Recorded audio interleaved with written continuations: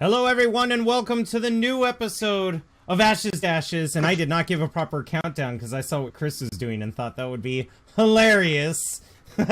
So everyone, it's been a while. It's season 2. I know I was renovating the house and that sucks, but we are back, and we are back with a thunder. So let's go around the table and get introductions from everybody, see what they've been up to, and give a description on where their character or characters in some of our situations, where they're feeling right now and what they're going through. So let's move over, of course, to the fearless leader of the group, myself. No, I'm just kidding. Archie Duelist, who's playing Sirius Stellar Gold. Hey, Archie, how's it going? What's up, everybody? I'm doing great. Sirius is putting on a great front because he's the leader, like you said, and Coop. There's no one else to say who's in charge. It's on him. So, Cooper's gone now. That's right, he is gone. Sirius, you've been dealing with a lot of emotions and leading the crew, and now you have this fresh business opportunity, so I am looking forward to see how that goes. And from Sirius, we're going to go ahead and move over and get Slacker Z's impression on Lucius and where he's at emotionally with the changes. Probably better than most, considering he's been flirting the shit out of Paris. So go ahead, Chris, take it away. Let us know how Lucius is doing. Lucius is feeling pretty confident right now. He's got some options if this whole thing fails and blows up in his face. Probably the best situation he's sat in a while, so he's pretty confident. He's pretty mellow right now. He's chill for the moment. He's on guard, but he's pretty chill. So, and this has got to be an awkward situation for Lucius too, because a lot of the crew is grieving because of this guy who died. This, as far as Lucius knows, this old man who just showed up, and he's just like, I'm just gonna sit up in the cockpit with my girlfriend that everybody hates. Is that cool with you all? Is that cool? Yeah. All right, good. Awesome. Yeah, awesome. Pretty much. Well, it's good to see you, Chris. Good to see you with that smile on your face, and welcome back. Then we're going to move over to another irregular of the crew. That would be Nate's character, Kier, who is also new to the crew. How does Kier feel about this entire thing, especially with the events that just transpired, not only with the meeting with the Hut and their representatives, but also the loss of the crew? How does a soldier deal with loss when everyone around him is emotionally crushed? Well, he's probably got a lot more loss on it than anybody else does. Just from his background, he's seen a lot of people go. Yeah, probably not something that you were hoping to have happen again, and then it did. So, well, at least I don't know if you could call it a consolation, but he didn't know as much about Cooper as he did a lot of the others that he's lost in the past. So. No, that makes absolute sense, honestly. Like, maybe the loss of Cooper, seeing everybody grieve, maybe it gives you memories of times before when this has occurred. And overall, I mean, these people are good people. They helped you. They helped Raul. And, you've got a very interesting project attached to the bottom of the ship that I imagine Kira is just itching to go tinker with. And that is this antiquated Old Republic vessel that's got to be, they don't know how old it is because all of the charts in it have been scrubbed, but one could look at it and guess data's so old. I mean, well, not only that, but those guys scrubbed it before you got there. But we all know the name. They discovered the name on the actual ship itself. There's a plate in there, and it is the Ebon Hawk. So it'll be interesting to see Kier discover some of the history of the Ebon Hawk, and because we're playing a Tides Change game, of course, you, the audience, you might change that history. Who knows? So that's good. And then most importantly, at least for me today, I want to move to Grod and find out how Grod's doing, because he just found out that his sisters are alive, and he may have more or less left them for dead on accident, as well as losing a father figure, watching his best friend Sirius crushed emotionally. But at least the bonds of servitude are freed, as now you have a Hut who has called the deal settled, officially and legally. and has been working with you by offering information. Well, I think you said it best. It's been a roller coaster between losing Dan Jam, losing Cooper, losing Viatar, but gaining, a couple new crewmates, and then learning about his family still being alive. Grod's just been on an emotional roller coaster. But learning about his family, he's all of a sudden, he's never really taken anything serious, any threat. Hut's after him, being in prison on Kessel, nothing's been too serious to him, but his mind is fixated on his siblings here. And while outward impressions is, yeah, let's get this job done, he's always thinking about how quick can we get it done so we can move on to what he considers bigger problems. Yeah, and Dragon Lord Alchemist just pointed something out because he noticed the name change. It has been announced in the last episode that Damn Jam is coming back.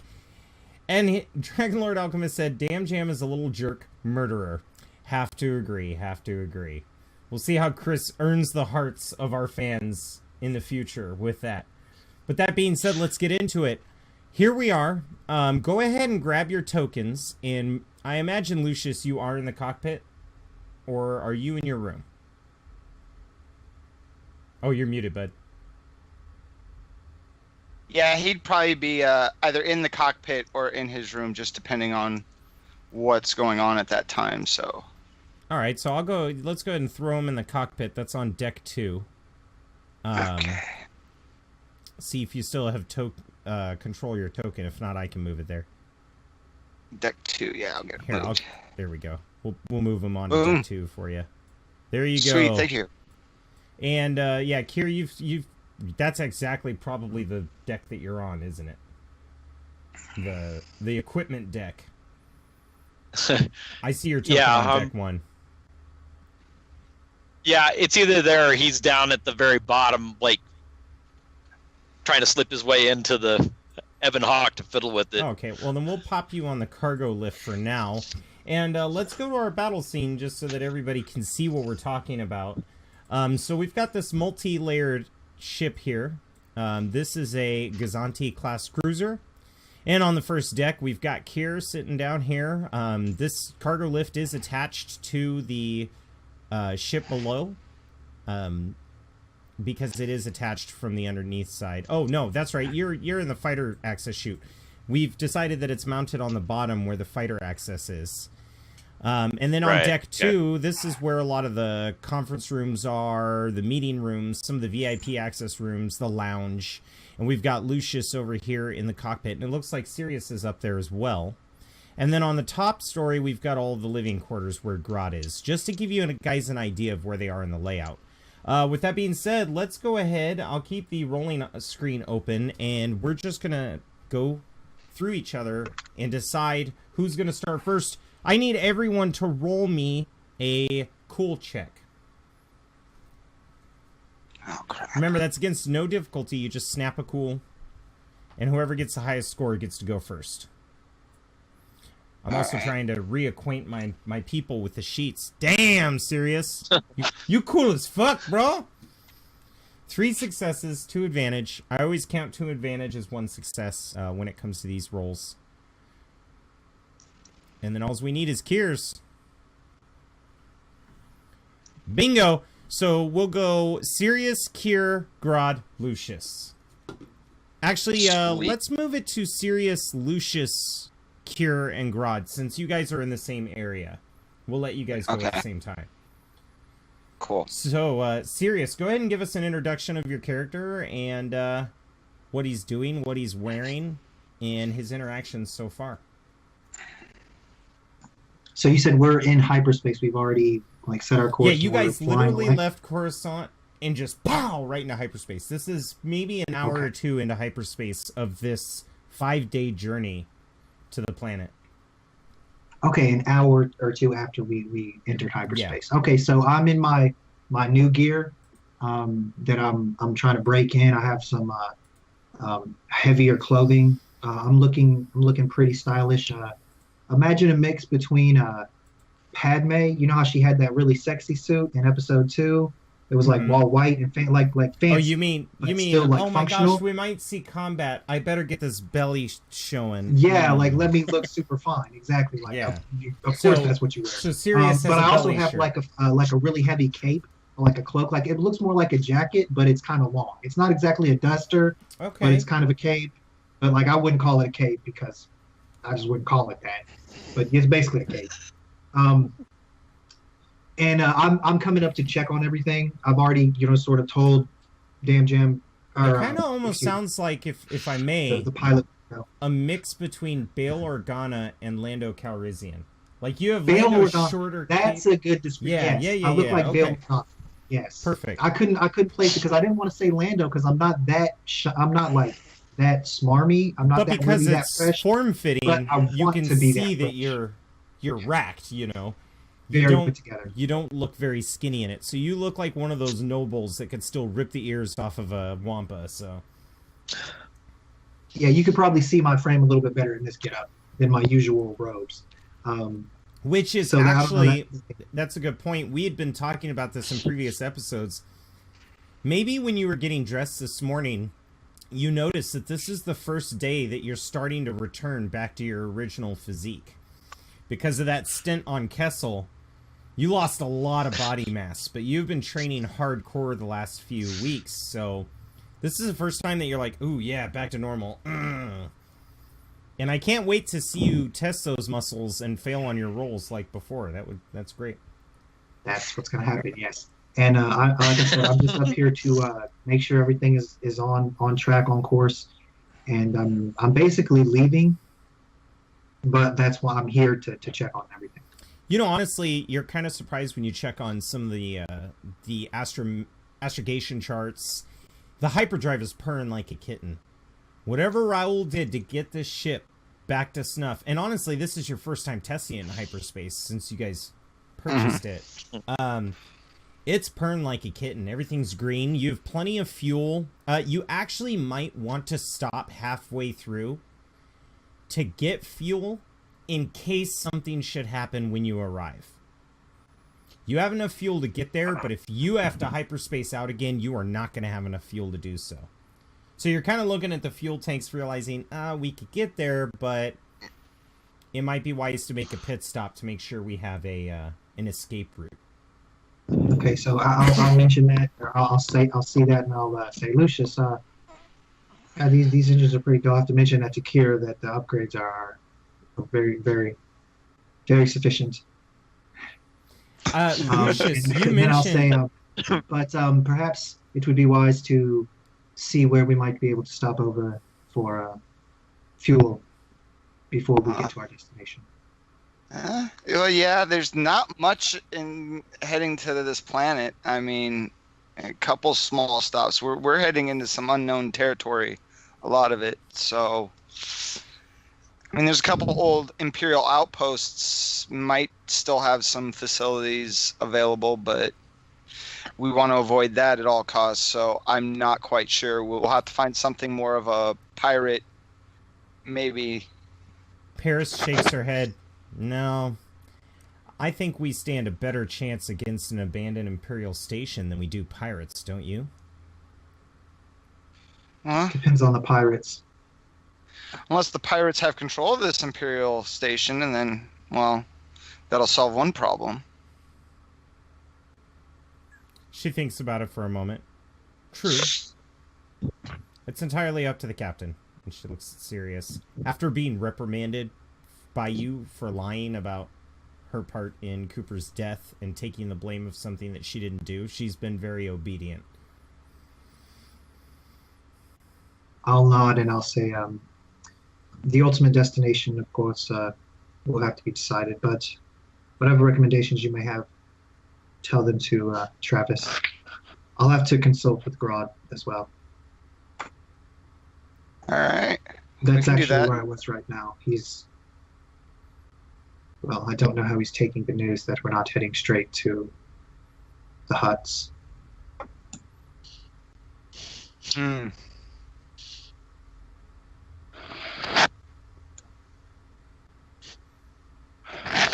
So as you guys sit there in a moment of silence, Sirius, go ahead and make me a difficult computers check. That's 3 purple. He's laughing. I just imagine Sirius is standing there as something on the console starts to beep, and he just kind of looks over at it like, So what you notice with that roll, it's not necessarily a failure, but with that roll, you notice that somebody's been in the communications system recently because it's still open. But there's no messages. Is the communication active at this moment? Like, is there open comm or anything? No, it's like this is where people, while you're traveling through hyperspace, they can send you a message, and you kind of download it through the HoloNet, but you can't really receive communications live unless you have a better network, and you guys aren't part of Okay, the but network. you're saying that, but nothing has been downloaded, you say? It looks like it popped up to say something was downloaded, but now there's nothing there. I'm going to look around for where the port is, where you would like plug in a droid or maybe like a data crystal or something. And then I'm going to look at like, I'm going to look over at Lucius and Paris like I want to say something, and then I'm going to think better of it and go find Grick and that droid of his. Okay, yeah, Grick is the Rhodian medic on the ship, as well as his droid, which I can't remember his droid's name, but he does not like it very much. I think we named her Venus. No, I don't think it was that. I there was definitely a name for it, but it was a very angry astromech droid. Kind of a sadistic. I thought we got a female personality or something. Yeah. No, you guys Grick named opted him, like- against that. No, Grick named it like piece of shit or something because he was all calling it names or Yeah, something. but I don't think It was you guys something are. like that. Yeah, oh yeah, piece of shit. So you do notice that something now to access the communications log, you're the only one who has access throughout the entire ship. So it would have had to have been someone on this deck, not necessarily from the bridge, but on this deck. Oh, before I leave, I want to make sure and close it down, shut it down. Yeah, you just go up to the screen. It's kind of like closing a window in Windows. You just snap it shut. So they have to log back in or whatever, right? Yeah. Yeah, if you receive another communications, they'll have to log back in.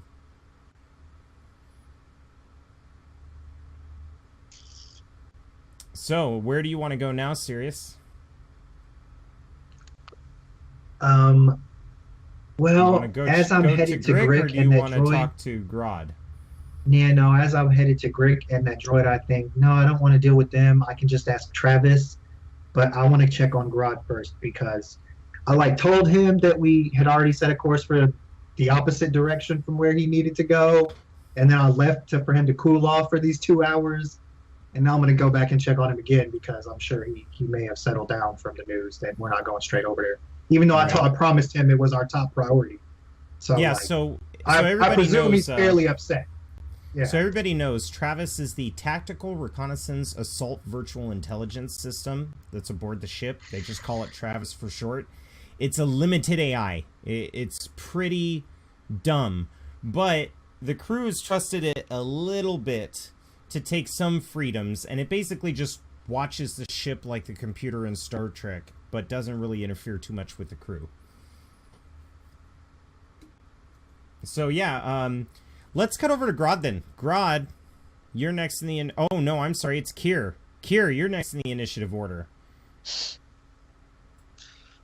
You are in the fighter tube going up and down between this Ebon Hawk ship and the Dragon's Ire, which is the name that you guys... Or no, Phoenix Rising, right? You guys changed it? Yeah. Phoenix Rising for the Gazanti cruiser. So, yeah, he's moving some of his tools from equipment storage down to the Ebon Hawk. Figured he'd start tinkering around with the engines. As far as anybody else's, I mean, he's probably I I guess he's got the least invested interest in exactly where they go. I mean, he's there because Raul said that they needed him, and so. Yeah, it almost sounds like he's just trying to keep busy until he's needed. Yeah, I mean, he's a trained soldier, so I mean, his basically, you got to do stuff to fill the time until you're needed. So. Yeah, as you're doing so, you hear this thud ting, thud ting, thud ting, and you've been listening to it for the last 45 minutes. And Grick is leaning on a wall across from the tube, kind of just talking to you. He's like, I don't know, man. I'm just glad to get the show on the road, you know what I mean? And he's throwing up a rubber ball in his hand. And then he looks at the droid down the hallway and throws the ball, and it bounces off the floor, hits the droid in the head, and flies back to his hand. And that's when you hear the boom, ting, ting. And he's using this droid as a target practice. And the droid just turns its head slowly and watches Grick with every move. This little astromech. Kier kind of chuckles. He's like, glad you find a way to release some stress. Oh. Yeah. I mean, this stupid thing here. And he kind of looks at the R2 unit. He's like, I have my ways of controlling it. And then maybe, Kier, when you pop up the ladder to grab another box, you'll look over. And where Dam Jam's Delta fighter used to be, there were magnetic clamps to hold the landing gear down. Grick has shifted the magnetic clamps and placed the R2 astromech unit's legs in them so that it cannot move, and it is not entertained. It looks very annoyed. Kier looks at him. Do you need another body to autopsy or something? I mean, he kind of narrows his eyes. I have more uses than that. And no. If you don't want me around, just say so. And he looks at the rubber ball, and he looks at the RT unit, and he goes, hey, piece of shit, fetch. And he throws the ball to the other side of the ship. Yeah, you're useless. And then he just walks away. So it's you and this astromech that's sitting there in the magnetic locks. So he's like, Kier puts the toolbox back up on the deck, climbs back out, looks around for Grick, and he walks over to the magnetic locks and flips the... Actually, before you do, as you approach, you just see the R2 unit roll out of them. He has already disabled them. He has just been sitting there on purpose. He's like, he goes up there and he pulls out a rag and like polishes a section off the R2 unit and then heads back to the... yeah, there's like all these little black marks where the rubber ball has bounced off, and you kind of like clean off the rubber. Little spots, and I'm like, and then he Kier like nods to the tube, and he's like, "Come on down." It's like, the R2 unit bleeps him. I think with your experience in the Clone Wars, you can basically understand what he's saying, but he's giving you like a 1 moment please status. And his little third leg pops out, and he goes scooting across the hall, picks up the rubber ball, and inserts it in his chassis, and then comes back to you to go down the tube. Kier just smiles at him, heads back down, grabs the box of tools, and heads back down the chute. It's like... Yeah, so he definitely follows you down. And as you get down there, you've gotten most of the electricity working on the ship. The lights are flickering. Some of the circuits aren't stable. You basically have to gut everything and reinstall it. I mean, this is a huge overhaul. Right. Raul had offered to do it, but the crew decided to take it with them just because they don't know how long they're going to be away from Coruscant. Right. So, I have... Kier's got his own name for, for the droid. He's like, look, would you just go up to the front to the computers and just run me a general diagnostics, see what you can do. I just need to find out exactly how extensive I've got to, so if I got to purchase wiring and redo all the engineering and all that stuff, I just need to know. So you can run me as... He does remind you that he has been reprogrammed as a medical assistant, and a lot of his core astromech programming isn't up to par. And you can see this because as he talks, the Ebon Hawk has computers in this main area that translates what he's saying, kind of like Luke Skywalker's X-Wing. You're great. So, and I'm like, okay, well, between the three of us, we should be able to get something out of this. Yeah, but he happily goes along. You know, you're not a jerk like Grick, so. Yeah. Kier pulls out his data pad, makes a note that something in the future to look at purchasing like a skill upgrade, either in the astromechs or something in mechanics. See if I can't, upgrade the R2 unit. Figuring he'd probably be some advantage later. And am I correct in this is being one spot where Travis isn't cannot integrated? Go. Yeah, he cannot leave the ship. It's beyond his... Like, Okay. He's been purposely programmed not to. In fact, Viatar tried to do that, and there's a destruct protocol that will destroy Travis if that ever comes to it. Okay, well, I wasn't sure if, since the Ebon Hawk was actually attached to the ship, if he had access via the magnetic locks or anything else like that. Nope, that's the fun part about this, is you have to work on the ship without anybody telling you what to do. No. I was just curious. I didn't know how I don't know what you want to call it. It's not compartmentalized, I mean, Yeah. I'm not looking for assistance. I just wondering how many other observers I have, I mean, Yeah, between the no droid other and the Ebon Hawk. This is just a pure airlock. Like, just a little sponge airlock, no power going to it. About the only extent is it's got a couple magnetic rods in the airlock shaft so that the shields extend over the transport underneath. Okay, good deal. All right. I'm like, and Kier makes to look at the R2 unit, trying to gauge how old he is, and it probably, he just looks at him and is like, you're probably in the same boat I am. Ebon Hawk, vague idea maybe. Yeah, he kind of goes up and does what you say. He's going to try to make some sense of it. He can't deny his core astromech programming, so maybe he could find out something. But he happily is glad to be of purpose, so he goes off. And with that, we're actually going to pan the scene over to Grod. Grod, you are in your room. What's up, Grod? Describe your character and what's going on. Not much to describe. Grod is probably sleeping right about now.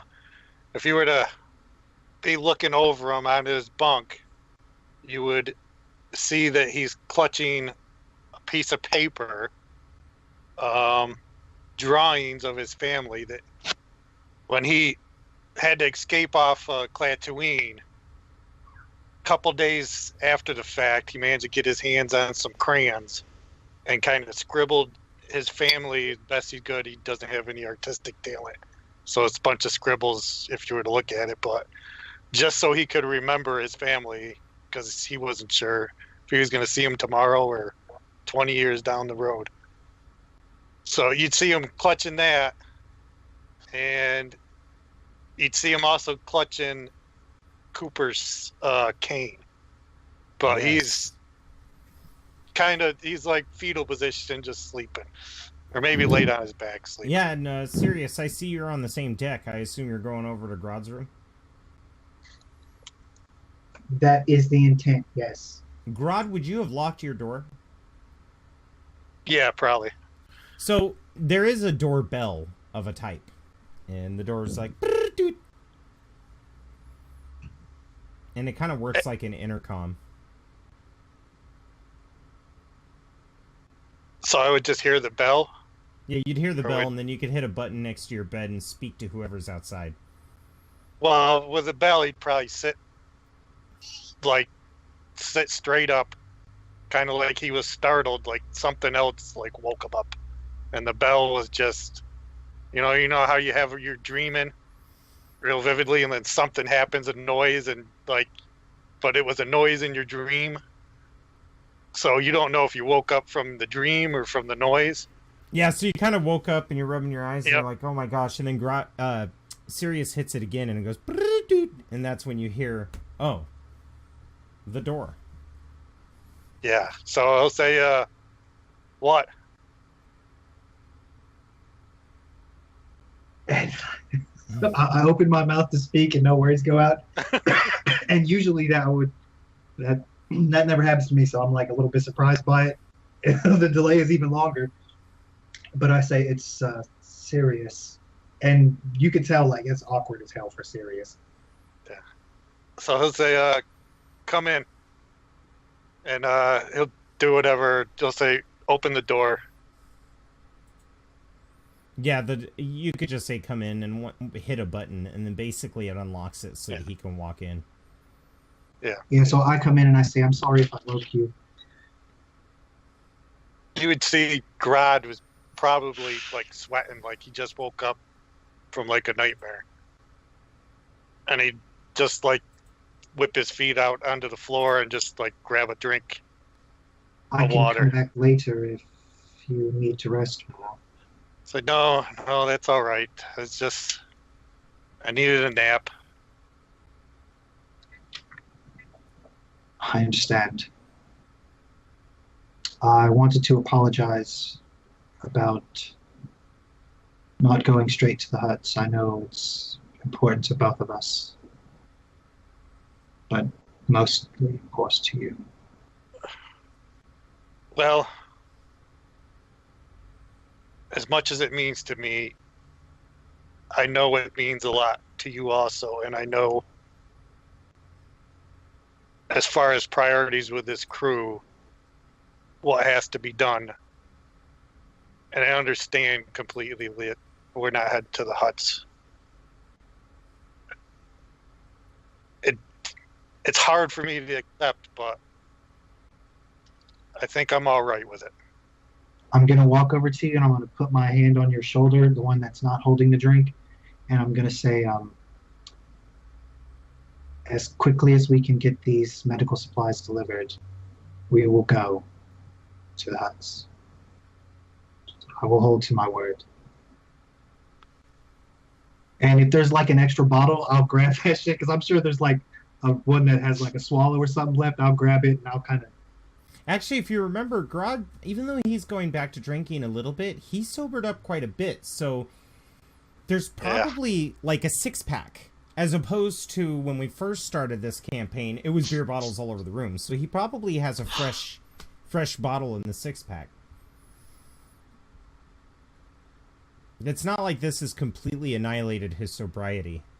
It's just that since he's been sober, and since that whole Kessel experience, instead of having to drink 20 bottles of brew to get him drunk, after like the third one, he's starting to feel pretty buzzed. Alcohol's never been the problem. It's been everybody else. Yeah. So yeah, Sirius, you could open up a full one if you want. I guess. Just because, like, you know, I'm trying to reassure my homie here. Yeah, friends drink together. Here. Yeah, exactly. Exactly. So yeah, you open it up, and do you guys clink bottles? Oh yeah, for sure. As soon as he opens one, your Grod will open one. Awesome. Be like,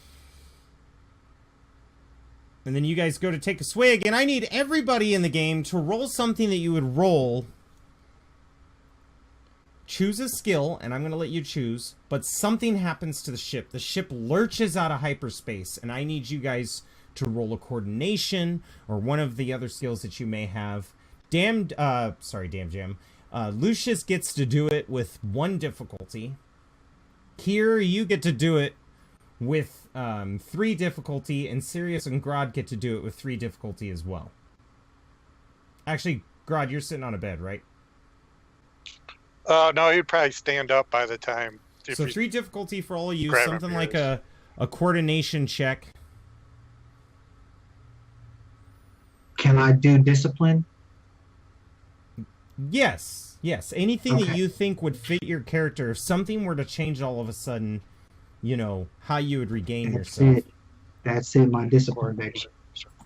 I allow players to pick their skills because I think that's awesome for the narrative. Oh, shoot. And already we've got somebody saying, shoot, that's not good. Yeah, I Still forgot to failed, man. click See, off. that's why you don't even worry about it. You know I'm gonna fail on a roll Grod, like if that's that. the case, then just roll 3 purple. I'm not gonna make you Yeah, re-roll a that's good what I'm one gonna like do. that.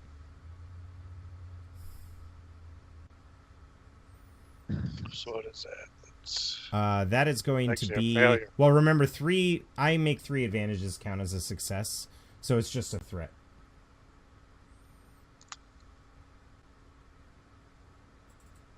I'm still missing 1 from Lucius, which is a 1 You're missing difficulty. Kier. And 1 from Kier, yeah. Okay, Lucius is fine.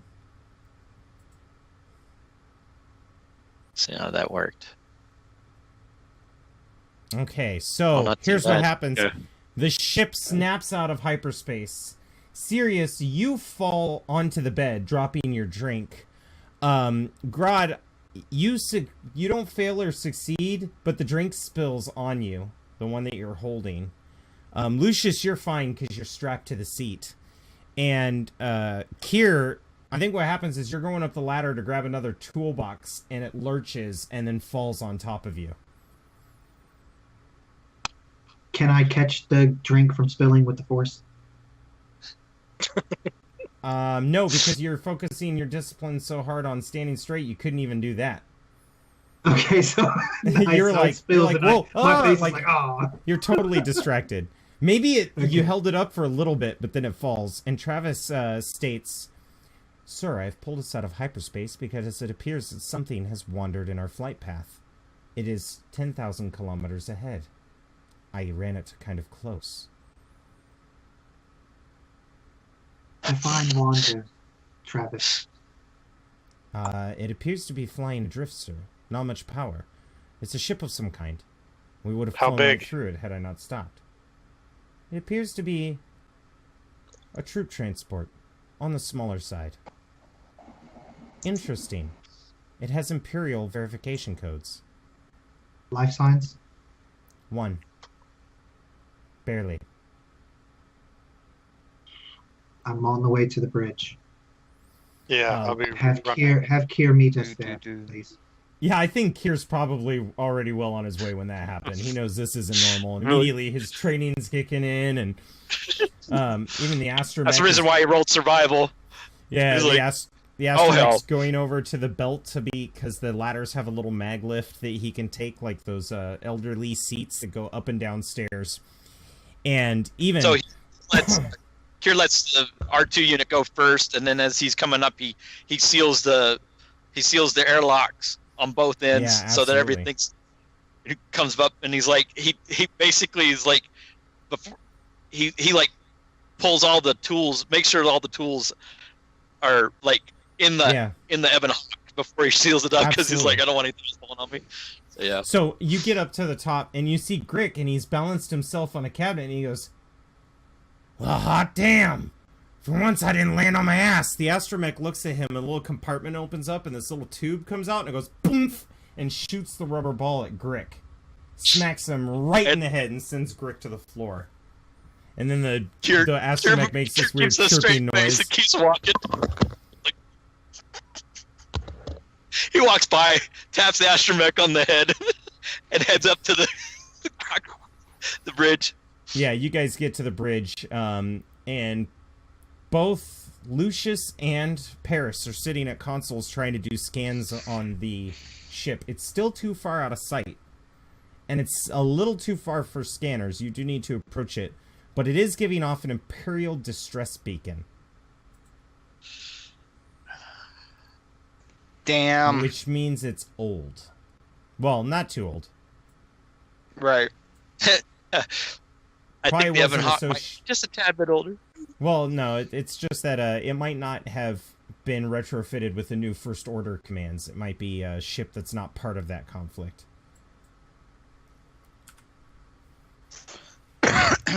And as I enter the bridge there, I'll ask Lucius. I'll say, Lucius, has it seen us yet?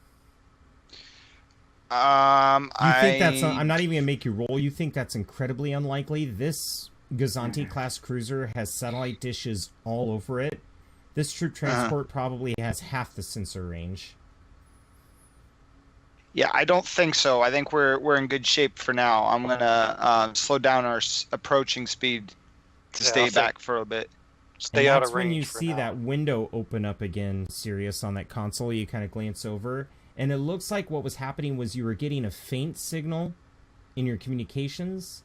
It wasn't enough to trigger anything, but now you're realizing, oh. And I say under my breath, not this woman again. And I go to the comm with a sinking feeling in my gut that this is that ISB agent who was like, "You've got to help me. You're the only, I have this information for you." And I'm like, "Oh God, here we go." So I'm gonna go see if it is her. I'm afraid it is. The Force is telling me it may be her. The Force is definitely telling you something, but you won't know unless you actually focus on it. But you have to get closer. All it is it's an Imperial distress code. Okay, so I'll ask here. Can you look at this communications console? It seems to be trying to receive a message. I saw it activating earlier. Yeah, not a problem. He goes over there and is like, have we got an ID on the type of ship? Not yet, you're too far away. Negative. See, distress signals can go out quite far. That's their point. But no other signal or information is coming from it. You just know it's a troop carrier based on the type of distress signal. Okay. And so I'm like, Lucius, what's our nearest, what's the nearest planetary system?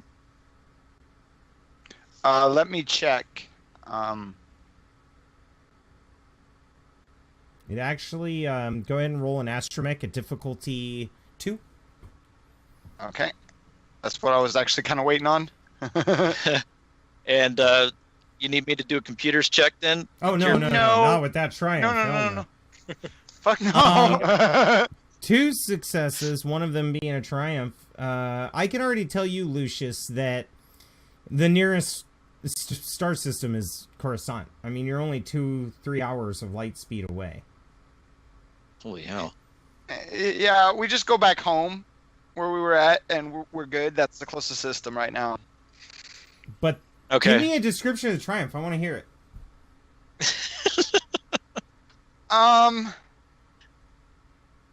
Well, with that he figures it out. He has a moment to gauge the distance and get a quick fix on what possible places he has to stop halfway for the ship. Yeah, like as you're looking, you happen to see that there is actually a merchant station between here and Eos. Yep, he goes, oh, right, yeah. Okay. I'm also going to throw you a bone here, because you probably would have found that anyway. I'm going to throw you a bone here, and you actually catch onto the hyperspace trail from this vehicle. So you could run a telemetry and find out where it's from. All right. Hey, Kier. I'm picking up the trail of this ship where it came from. You think maybe you could triangulate it? Oh yeah, we could find out where it's from. He kind of his yeah. So he'll wander up to the computers and. Okay, you'll have to make another astrogation check if you want to find out what it's from, but I think that's enough information that a Triumph definitely gives you folks. So do you approach it?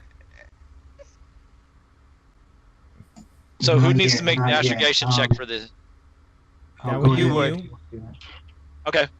3 difficulty. What's 3 difficulty? Okay.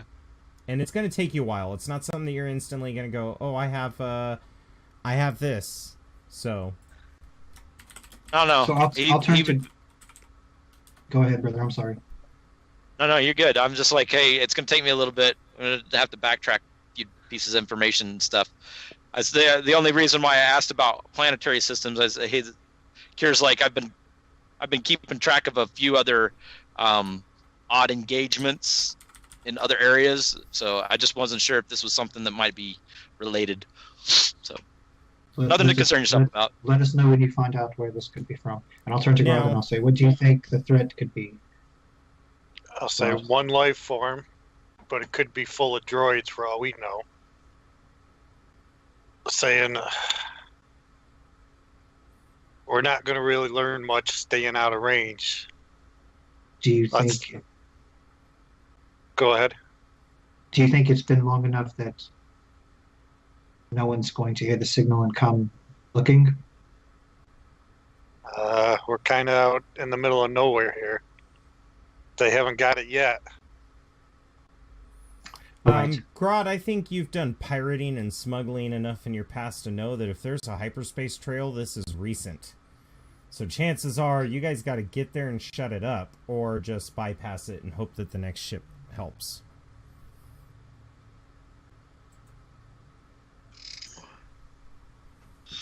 So let's punch it. One life form. What else could there be besides a All bunch right. of droids? And I am going to stop you here real That's quick. understood. Hang on. We're just going to give a recap to chat. The cool thing about this episode is we haven't really accomplished much plot-wise in the first 45 minutes. They just left Coruscant to deliver some shipment. And right now they were going about their tasks aboard the ship before they realized that they got pulled out of hyperspace because of a distress beacon, and that's what they're investigating. It appears to be Imperial in nature. Go ahead. So yeah, I'll say, Kier, never mind about the destination. We can find that out later. See if you can dampen the signal that's being sent out until we can get in there and turn it off ourselves. Lucius, take us in. Grod, figure out what you need for a boarding party. See what you want to do. I'll leave you in charge of the preparations. And I'm going to sit down in the chair like a captain and sort of And use the force to and- do my thing. And use your princess powers from the hear of it. He's I stylish. heard that. He's like, I sit on my chair. Bring! Hang on, guys. The princess texted me. It's The rhinestones, baby, rhinestones. He's a there rhinestone appears to be cowboy. a woman sleeping on the shuttle who needs a first kiss. Oh my. Yeah. So go ahead. Sorry to break immersion, but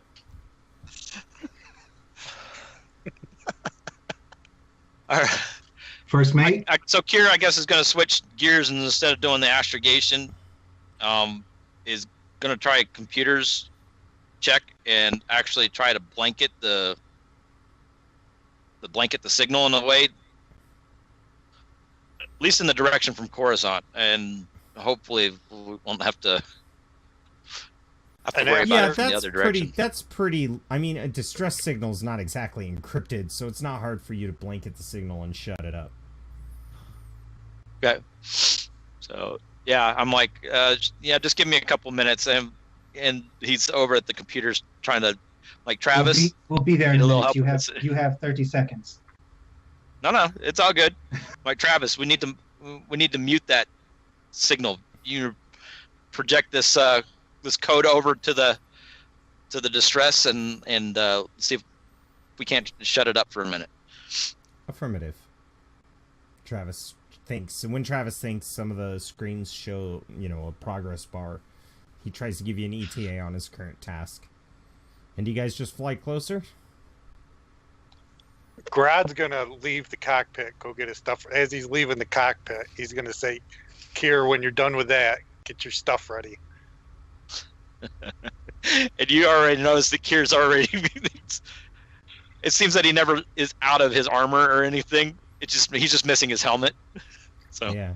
You guys need a fire pole like the Ghostbusters so that you can slide down to the bottom deck where the armory is. Alright, so, yeah, not a problem. You guys are flying towards it. It's actually going to take about 5 minutes to get there, so we'll just fast forward a little bit. And as you guys approach the vessel, sure enough, you see it's a modified Lambda cruiser for troop transport and supply carrying. It is freshly fueled, so all of its subsystems are go. But it appears that it has stopped its hyperspace because of a medical emergency. But it's the prospect of fuel that causes Paris to look at Lucius with a perked eyebrow. Are you thinking what I'm thinking? I'm thinking one life form shouldn't be too hard to deal with. Hey, I tap. I'm like, hey, where's that R2 unit go? Here, The jump R2 on that unit- scan and see what The that R2 life thing unit is. will not be up here. It is not up here. Okay. It's a Alright. little slow going. It's kind of like when R2-D2 was following Luke in Cloud City, like, hey, I just caught up to you. Oh my god, where are you going, Luke? Okay. So it's a lot like that. It's just buzzing around. Sirius, Like, you get yeah. this feeling, Sirius. Something's wrong. Something about this does not feel right.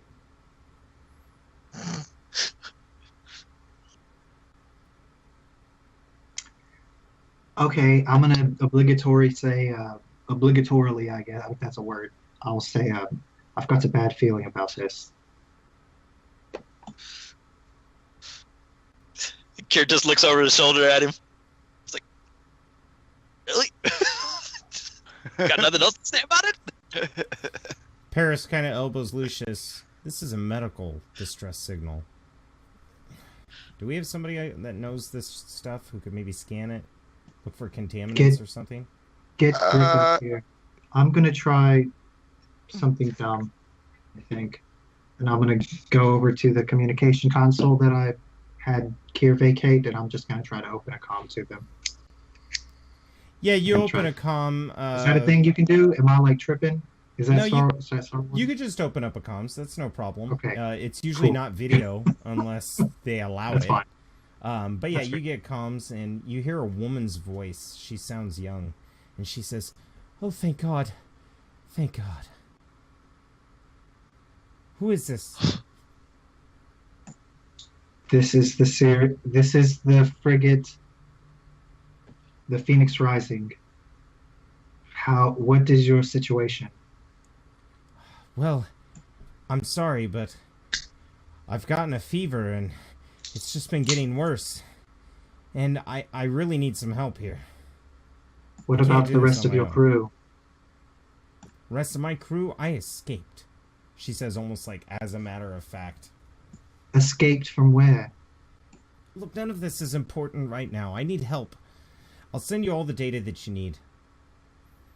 And you see that there's a prompt for your ship to download the astro data. I'll make sure that the communication is off, and I'll say, Travis, quarantine that data and get it to me as quickly as possible. Travis quarantines the data, and immediately, based on the advantages that Kier had made, interesting. This states she's from Dantooine, but it also shows the markings that this information has been falsified. And sloppily, if I might add.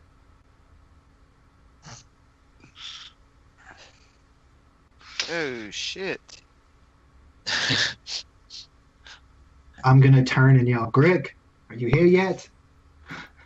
Grick comes up the lift, and he's rubbing his head. He's got a nice little welt on there, and he's like, piece of malfunctioning garbage.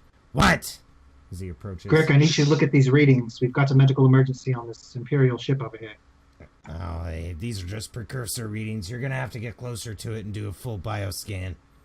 We're going in. Just look at this data. Have you any word on? Kier has already left to go get geared up, I presume. Yeah, I would. Yeah, I imagine. mean, it's Okay. Well, I look at the data for where it could be from. Are they trying to figure it out? I'll say, Travis, if you figure out where it is besides the real destination, let us know. I And can I'll figure that out. It will take probably 35 minutes if I focus my normal processing on it, but if you would like to divert all my attention to it, I can have you an answer in 5 minutes. never mind. I Lucius, really highly doubt that a medical emergency will be delayed even further by 5 minutes. I just don't want your attention diverted. and Did you need me and to Kier's do listening, something and he's else? like, Lucius got it. It's like, We'll be there, and then it'll be fine. Like Yeah. the He's suggesting that if information- you let him work on it, he can have an answer for you by the time you get up to the vessel. Which is I'll probably 5 want him to minutes. do something more pressing. That was the reason I'll keep him All right. observed. because what I really need to find out, and I haven't got to enough clues for it yet, is if it's safe to send my crew onto that vessel if they're going to become, infected. So that's what I'm really after, but I haven't found a way to find that. So I'm still trying to mouse that out. Lucius, have you, 5 minutes until we get in range for readings? Is that what you're telling me? Yeah, to do a Or 5 minutes until we get there? To do a detailed bioscan reading, you'll actually have to do a flyby of the vessel. So okay, so we have to be there, and we won't be there for 5 minutes. I'll say, Grick, wait here until they can do the readings, and then let us know. I want to go meet with Grod. Lucius staying calm. Grick nods and says, all right, I'll take some of the preliminary data to see what I could patch up. Let us know if it's safe to go over there. We need to know if it's okay if we enter their atmosphere. It will be safe. I mean, the best thing to do would be to ask her to put on some sort of emergency suit and have her vent the ship. Oh yes, her. And I'll motion everybody, and I'll turn the comm back on, and I'll say, I'm sorry. Yes, we're coming. We will do what we can to aid you. Please, just... anything that you can do, please. And then you kind of see that the comms are flickering a bit as you're entering video range. It appears she has opened that up. It's not like they're going to hack you through your Skype. This is a no. I'm just normal... weird because I'm like on wanted posters and shit. I don't want to broadcast my poster to my face to Imperials. That's true. But I'm going to refrain from doing that. I mean, this girl don't know me. You're like, shit. Let Lucius handle it. Can I see? That's a good idea. He wasn't on those posters. I'll actually say Lucius. Yeah. He can actually handle it from his comm. I think it would be pretty dumb if the ship is like, I'm flying, hang on, I got a call, and then you gotta leave the... you got Travis doing some other shit. But okay. Oh yeah, you don't even have a co-pilot, do you? Yeah, okay, so we'll just get it so you're the one on the picture. Oh, okay. I think they share a seat. Quit playing. Not up here, they don't. I'm in the cockpit right now. Y'all cut that shit out while I'm here. Control what y'all do when I'm not They here. see Sirius coming, they're like, stop holding hands. So, yeah, like Daddy Sirius is in the room, so they're being very... Daddy Sirius is in the room. Daddy Sirius is in the room, so they're being well behaved and they're being professional, and both of them could handle it, and neither of them are on wanted posters. And I'll say you play the face, Lucius. The Imperials don't take kindly to my beautiful visage. I got it. We'll take care of it. Yeah, and Sirius, you could even stand in the cockpit and just go sit at the communications terminal. She won't be able to see you from there. Yeah, no, I didn't leave my position. I just wait, so it's him. Perfect. Yeah, so the screen flickers on, and you see a beautiful redheaded woman with... she looks human, but her eyes are golden, like, all the way around. It's not just pupils. And she does look a little clammy. Okay, we're getting closer. We're getting prepared. Is there anything you need prior to our arrival besides medical attention? Water. Okay, we can do that. Hold one moment. Wait. What's that? Hang on. Cut the comms real quick. Mute us. Okay. Yeah, I already did. And she kind of looks around. You could still see her, but you're muted. He goes, look, what's that? What's that? And what's that? That's not normal, is it? And you're looking at the camera, and you see what looks like a dust mote fly really close to the camera, and then as it shrinks away, it looks all yellow, and then it's too small to see. Contaminants? Oh, what am I? Contaminants. Oh. Could be. He's got his helmet on. He's like making sure the seal's on. He's like, hang on, let me show you. I'll show you. And he goes, runs into the back and goes to one of the planters and grabs some soil and turns the comms onto the conference room so that you guys can see his camera. And he throws it up in the air, right? And the dirt falls, but you see some of the dust and plant material floats around like dust before it hits the ground. Oh, okay. And then he runs back I up. see what you're. I see what you're off. saying, but what are you thinking? I mean, I don't know much about Imperials, but they don't look like the type of people that would have, I don't know, a ficus on an Imperial shuttle. Oh, yeah, that is true. Good point on that one. Lucius, what do you think? You talking to yourself? Yeah, he looks kind of confused, scratches his head. I mean, sorry, I'm serious. What do you think? Damn. That was rich, man. I love that. I don't know what I think. Shit, say, you He's know what, having a this personality might be bump there. season 2 after a few months of a break, but I expect 110% Chris. No, I'm just kidding. God damn it. That is 110%. You get the fuck We're up fucked! and everything. We're fucked! So I say, I don't know what it is. Do you think that's the medical emergency? He shrugs. Maybe she's got an allergy? Hey, you're not up here, Kier. That's You're so in long. the I Compliment thought it chambers. was coming over at comms or something. So. No, you guys aren't broadcast. They're verbally speaking this on the ship. Okay. Oh, but actually, let's cut down to Kier and Grod in the. That's actually a really good place to jump to them in the armory. So we're gonna cut down to the armory with Kier and Grod, and you guys are standing there opening the lockers and grabbing your equipment. Paris has just put a crate in there because you guys haven't allowed her to have a locker yet. Oh, actually, it's on deck too. That's right. Yeah. Grod, Yeah, it's some of your no to take to public places weapons are here, but I imagine you keep most of your personal weapons in your room. Oh yeah, for sure. Well, yeah, Some of the bigger guns are going to be in the armory for safety, but yeah. And But we have- Kier walks up and he's like, "Are we looking at the big stuff?" Because he hang taps on, he let's double hear what taps Grod's the doing panels. first. Hang on, let's hear what Grod's Yeah. doing first. He'll say, he would keep most of his stuff in his locker, maybe just a few things up there. But we don't know about the virus talk or anything like that, though, No. right?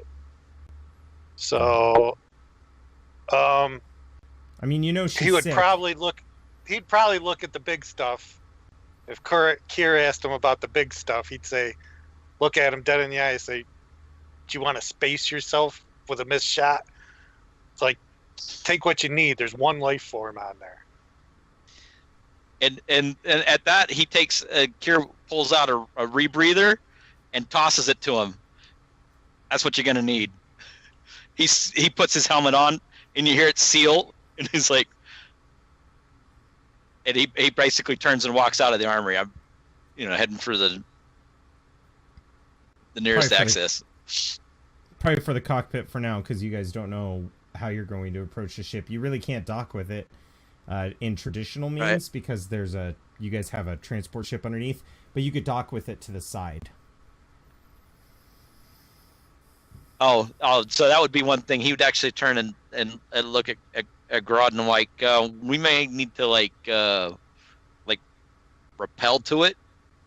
Well, if that's the case, you're going to need a different suit. Your suit is environmentally sealed, but it is not designed for space travel. You don't see stormtroopers floating around in the atmosphere too much. Full suit. I'll say, well, we'll have to dock with it more than likely. If we can't, then they'll be shut out of luck. No loss to us. Well, let me just, in case y'all forgot, we actually have one quality spacesuit, the hard one that is good, and then we have a couple spare flimsy ones, but they'll protect you so you can survive in space to do something. We have some, but I don't know. That's pretty ill-advised, in my opinion, Archie. Yeah. So we could